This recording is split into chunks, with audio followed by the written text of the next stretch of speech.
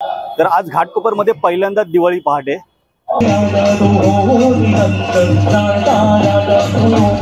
Dinesh Pawde foundation आयोजित दिवाळी पहाट आहे घाटकोपरमध्ये।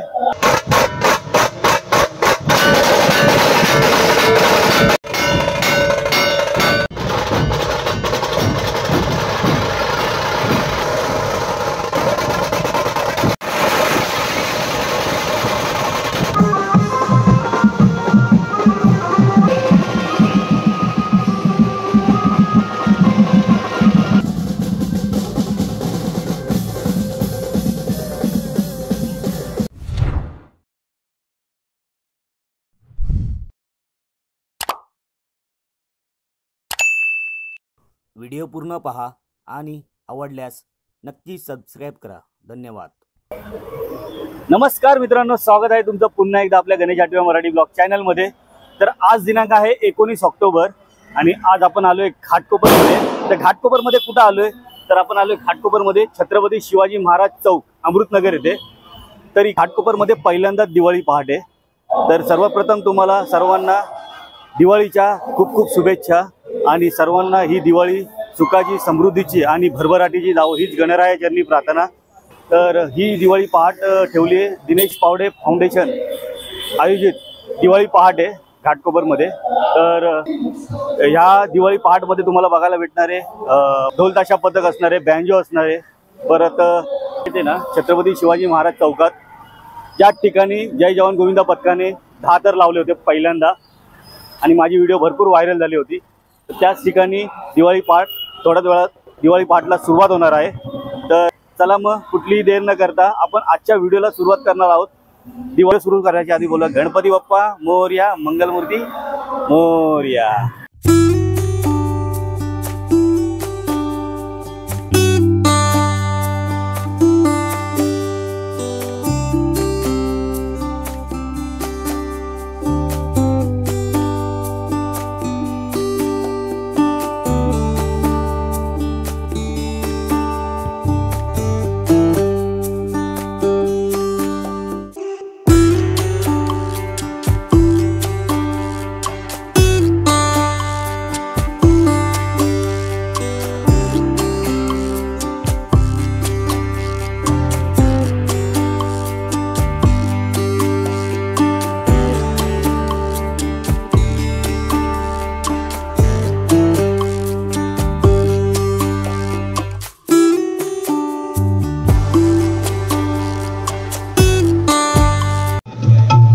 आता थोड्याच वेळात कार्यक्रमाला सुरुवात होईल आणि इथं चेअर्स वगैरे लावलेले आहेत आणि इथं बघा स्टेज वगैरे।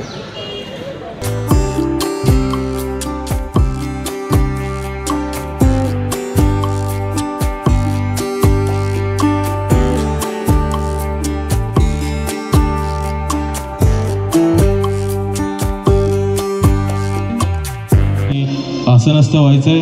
पुन्हा एकदा आलेल्या सर्व रसिक प्रेक्षकांचं घाटकोपर वासियांचं या ठिकाणी दिनेश पावडे फाउंडेशन आयोजित खऱ्या अर्थानं ही दिवाळी पहाट आणि त्याचे आयोजक म्हटलं तर आपल्या सर्वांचं लाडकं नेतृत्व युवा समाजसेवक केपी स्पोर्टचे सर्व दिनेश पावडे यांच्या वतीने तुम्हा सर्वांचं या ठिकाणी पुन्हा एकदा मनपूर्वक स्वागत। गणपती बाप्पा मोरया, मंगलमूर्ती। चला या ठिकाणी श्रीफळ वाढून आपण या कार्यक्रमाचं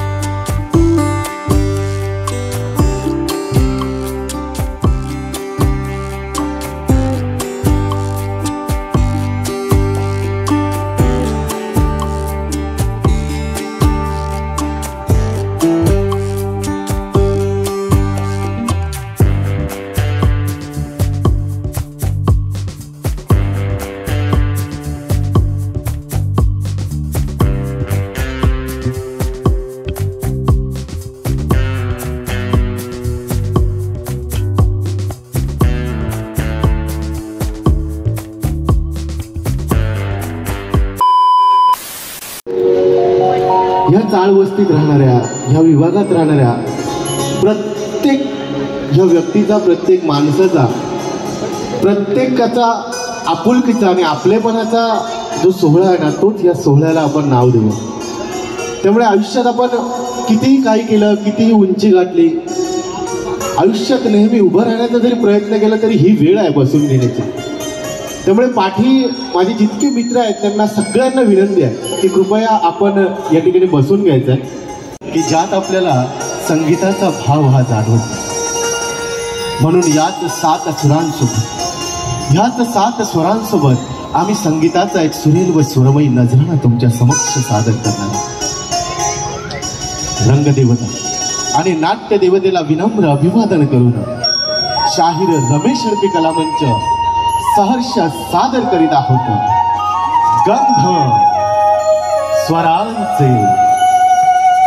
या दिवाळीच्या सणात प्रत्येकाची असलेली लखन, प्रत्येकाच्या या मनावर एक नवचैतन्याचं गारुड आच्छादलेलं असतं असं म्हटलं तरी वावगं ठरणार नाही.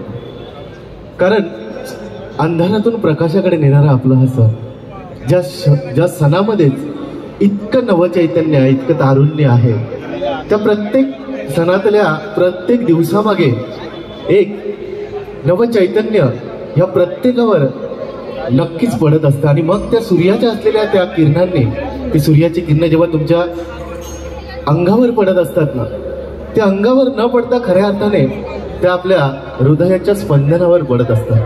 आणि त्या हृदयातल्या पडलेल्या त्या स्पंदनांवर खऱ्या अर्थाने हा भूप रागातल्या ह्या भोपाळीने जर ती सुरुवात झाली ना, तर मला वाटतं त्या भूप रागातल्या या भोपाळीमध्ये खऱ्या अर्थाने